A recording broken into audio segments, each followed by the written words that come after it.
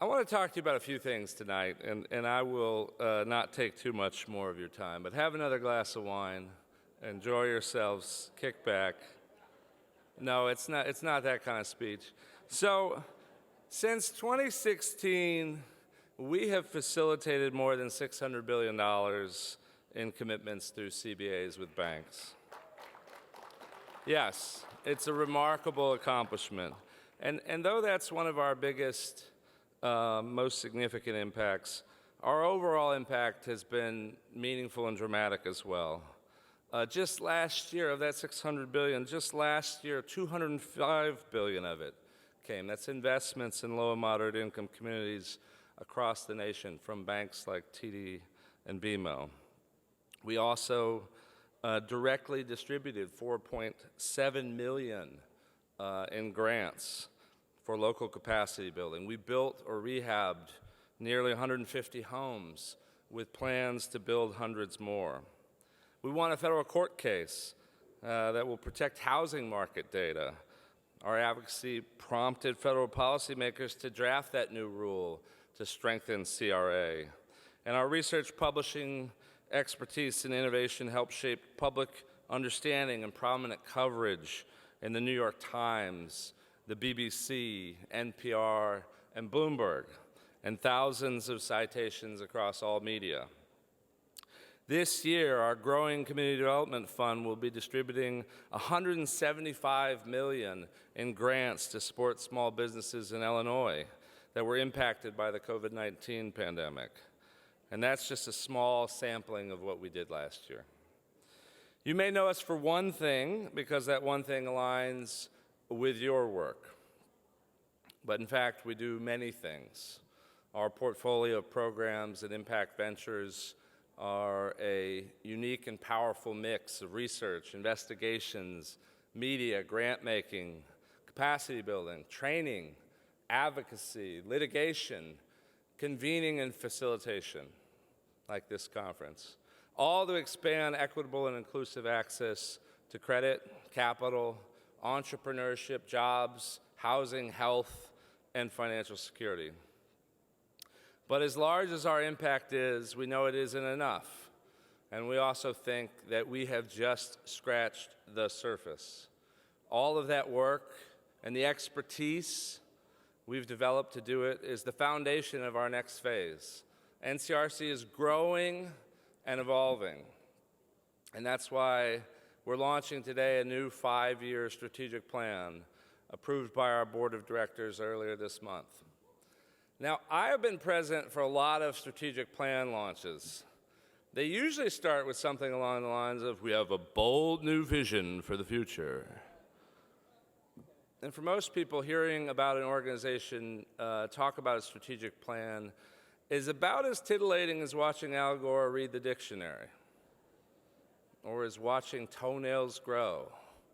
It's just not that interesting for most people. So I'm not going to tell you a lot about the what in our strategic plan. You're going to read it online. You can read some of the major goals up on the screen. It's more important to me to tell you about the why. And the why is all about the people. NCRC is its people. It's the board, its members, its staff, it's all of you. And I want to tell you a story about one person, someone important to me, that illustrates how our work must grow and must evolve.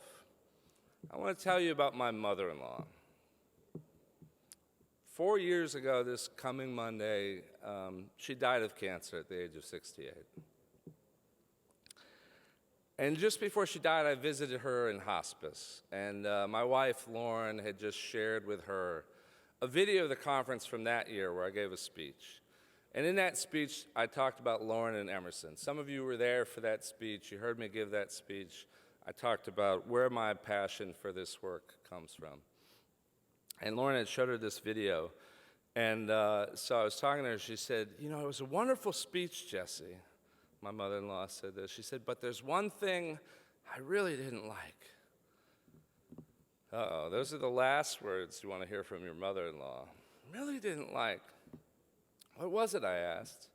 She was indignant. She said, "You forgot to mention me." And so I promised her I would in my next conference speech. But I never got the chance to give that speech in time for her to hear it. And in the meanwhile, the pandemic intervened. So 4 years later, here it is. This one's for you, Benita.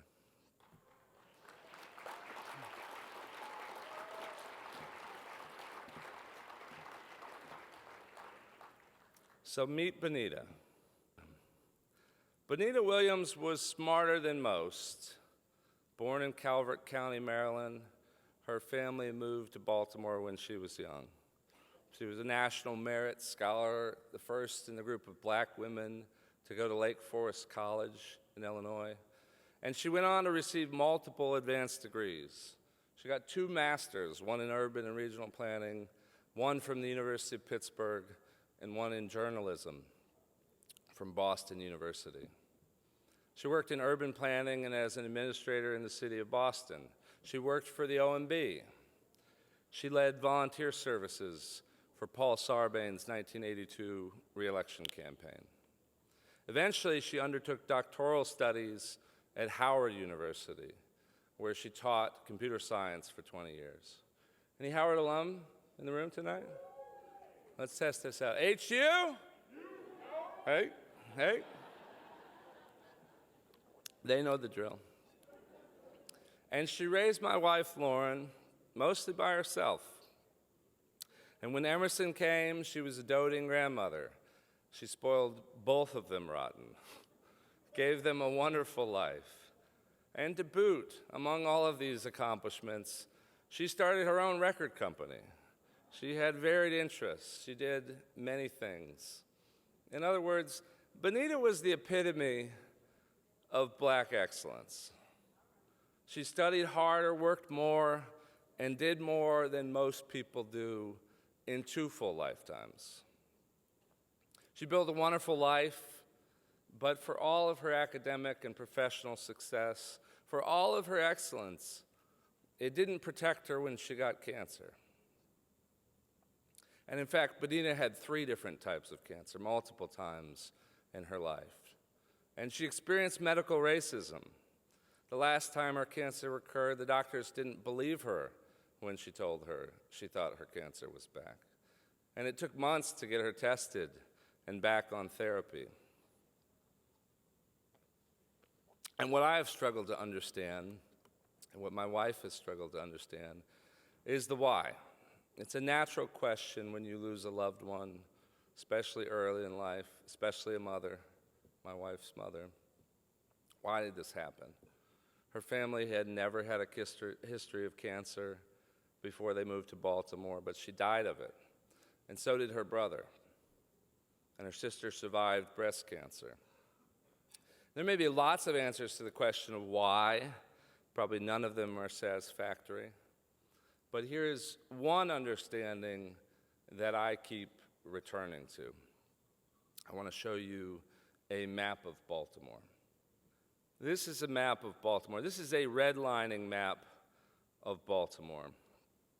And our research team took this map of Baltimore. The areas in red were redlined areas. Areas in blue or green were not redlined. And they've noted some demographic and health statistics.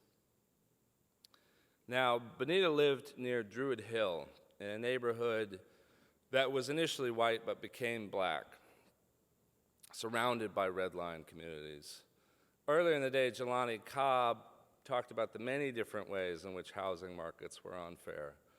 Her neighborhood experienced blockbusting, while neighborhoods around it experienced redlining. Today, the life expectancy in that neighborhood she lived is 70 years. Compare that to white areas that were not redlined, where the life expectancy is 86 years. It sickens me to tell you that Benita's age was in line with the life expectancy of the neighborhood she grew up with. Many of the people she grew up with died at about the same age on average. There's a reason researchers have found that your zip code is more predictive of a whole range of life outcomes than your genetics. So there's lots of explanation for why life expectancy might differ in different places. Turns out that racism is toxic for your health. But one of the reasons surely has to do with the history of the place. In the history of land use policy in this country, we have placed environmental pollutants in black neighborhoods and in poor neighborhoods. We locate good community facilities, hospitals, clinics in some communities and not in others. You can find healthy food in some places, but not in other places. And it is very clear that there's a relationship between these issues. It's no accident that many neighborhoods that were redlined 100 years ago today lack resources, and that the health outcomes in those neighborhoods are worse. And I don't believe that it was by accident that Benita and almost all of her siblings got cancer. And we know that redlining and segregation was not just a phenomenon that has to do with banks. Institutional racism means that many institutions were implicated in the creation of the system that we have today, governmental, academic, corporate, and medical institutions alike. Inequality is a system, and our system is one system that exploits people on the basis of their race, on the basis of their class, and in many, many other ways. It places different value on certain lives over others. And if you think the system is broken, know this. Every system is perfectly designed to produce the outcomes it produces. I want to say that again. Every system is perfectly designed for the outcome it produces. And this is the outcome it produces. Look at this map. 16-year difference in life expectancy, depending on which neighborhood you grew up in. Many different experiences based on where you live. These are the outcomes it produces. Jelani Cobb also mentioned that people who use the phrase excess death, that's a euphemism, meaning that but for the fact that they were black, they would have lived. This system killed Benita almost 20 years earlier than other people who grew up in other neighborhoods. Now look at her photo and tell me that that's okay. Would you tell me that that's okay? It's not okay. It's not right. Can I hear it? That ain't right. That ain't right. That used to be an NCRC chair. That ain't right. It's not right that some people get to live longer, have better outcomes in other ways, accumulate more wealth, based on the many different ways in which this system of inequality produces violence against people who live in those neighborhoods. And that's why when we set out to write our strategic plan, we knew we had to go deeper, but also that we had to go broader. We have to get deeper into places where we can make a difference. We have to have more impact at the local level. We have to work with our members to transform places as we transform the lives of the people that we serve. We have to make sure that that neighborhood that Benita grew up in Baltimore becomes a neighborhood of opportunity. We have to make sure that what we saw in Memphis never happens again. I grew up just 10 minutes from where Tyree Nichols died.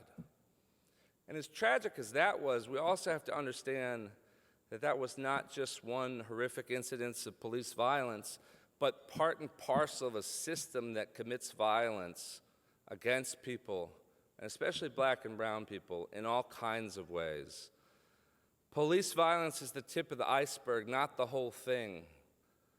What lies below the surface is bigger and more pernicious. And we have to address inequality comprehensively in both urban and rural places. We have to make sure that we don't get lost in the smoke screen of racial animosity and division, that we understand that inequality affects us all, though some more than others, and that most of us are in it together. We've got to go deeper with our work as well. but we also have to go broader. We work with and work on banks to reverse the effects of historic redlining. But as I said, redlining was not just a banking phenomena. And as part of our new strategic plan, we will work to drive institutional change, not just with banks, but with all of the institutions that can transform the places where we live and the people within them. And that gets to our mission. I hope it's a message that you will remember and embrace, and it's crystal clear. We have to make a just economy a national priority and a local reality. To do that, our programs and investment priorities will be refined and laser-focused on a set of 5 goals. We're going to build the will to overcome economic inequality and racial inequity. We're going to organize, train, and support a powerful and influential coalition. We're going to drive institutions to invest, serve, and support the creation of wealth for people and communities with low wealth. And we're going to invest in impact ventures to build wealth and assets for low-wealth people and communities. And finally, we're going to strengthen our own capacity to achieve and sustain that work. And we know that's meaningless talk unless it produces outcomes on the ground in communities across the nation and for the people who live in them. None of what we say do matters if it doesn't help close the racial wealth divide and help more people in more communities access opportunities that since the nation's founding have been distributed unevenly and unfairly. The inequity can't go on, and that urgency to change course drives our work and our vision to solve America's historic racial and socioeconomic wealth, income, and opportunity divides. Our belief in the promise of a just economy is audacious, not ridiculous. We are rigorous, not self-righteous. We are pragmatic, not dogmatic. And we are working at a scale of billions and trillions of dollars, not only to reinvest in neighborhoods and families, but to reinvent America and reboot the American dream. America should do more than promise. It's time to deliver for all and for real. That's what we're working on at NCRC. So thank you for being here tonight to celebrate how far we've come, and also for recognizing how much further we need to go. Thank you for joining us in that cause.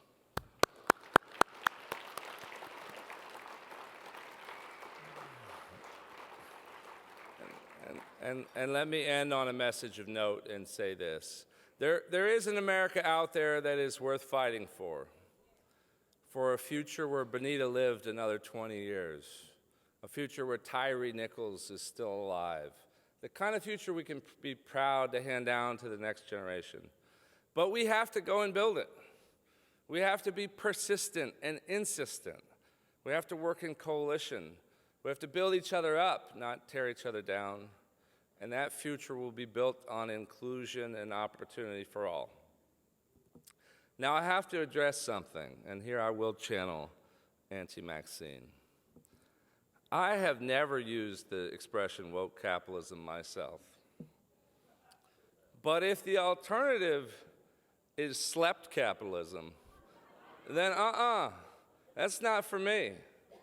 We can't keep sleeping while our brothers and sisters get shot in the street. And we can't keep sleeping while the wealth divide keeps growing. And we can't keep sleeping while we destroy the planet, wreaking havoc on people and communities. We can't keep sleeping while people are dying far too young. We can't keep sleeping. And we cannot with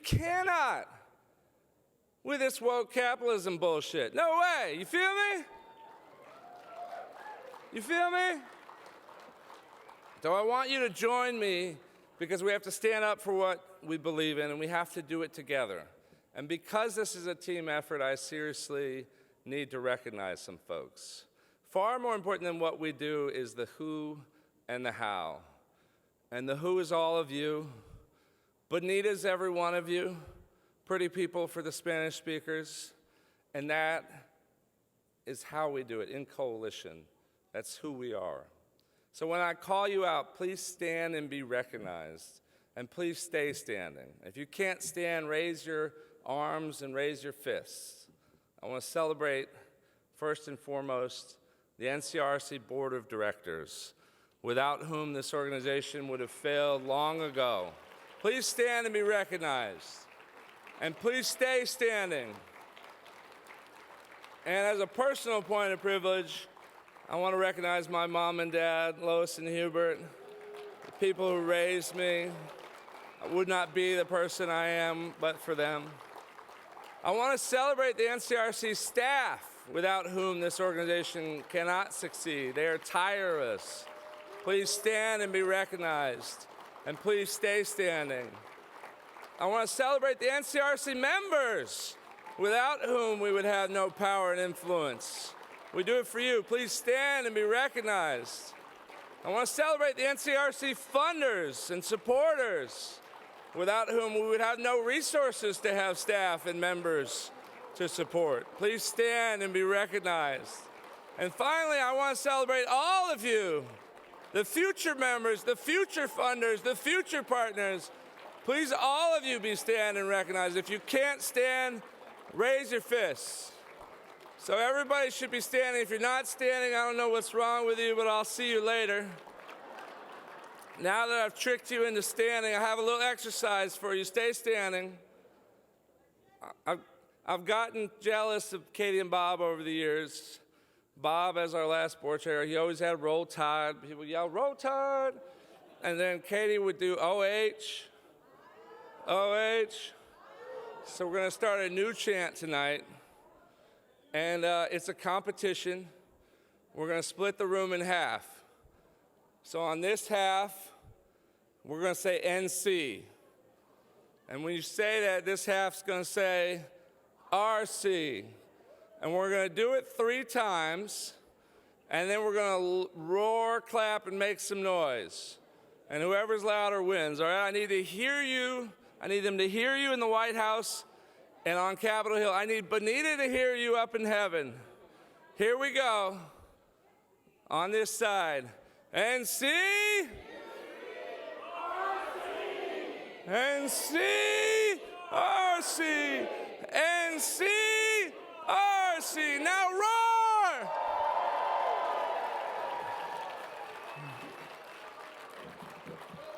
And that's how you fool your audience into giving you a standing ovation every single time.